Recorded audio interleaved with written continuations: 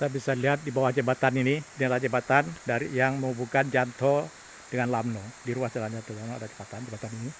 Panjangnya mungkin ada sekitar 20 atau 30 meter, 25 meter lah. Nah, dan ini ada sungai yang hulunya di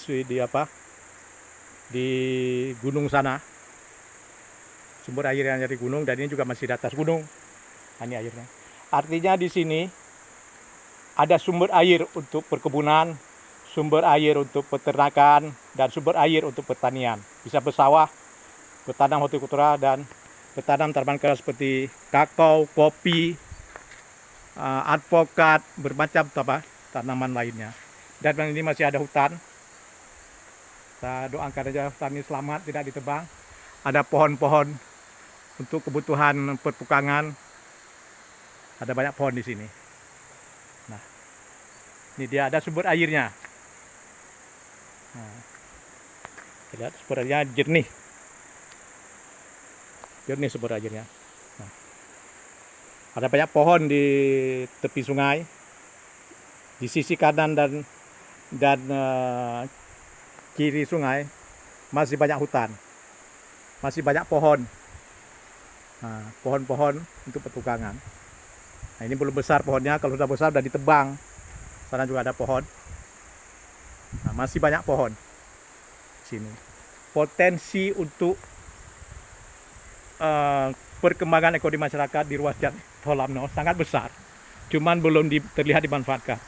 Nah, kita lihat dari sebelah utara sungai. Nah, ini. Airnya begini mengalir. Nah, di sisi kanan kirinya juga ada pohonnya banyak. Ada pohon pertukangan. Nah, ada pohon-pohon itu. Pohon jabon juga banyak di sini. Ada pohon jabon. Nah, ada pohon rotan juga, rotan banyak. Nah, banyak pohon, nggak tahu kita jenisnya apa nih. Berbagai pohon ada. Nah, sungainya berair jernih, banyak bebatuan. Kita doakan dia selamat. Nah, tidak dijadikan illegal mining dan tidak jadikan illegal logging terhadap kayu-kayu pohon di sini.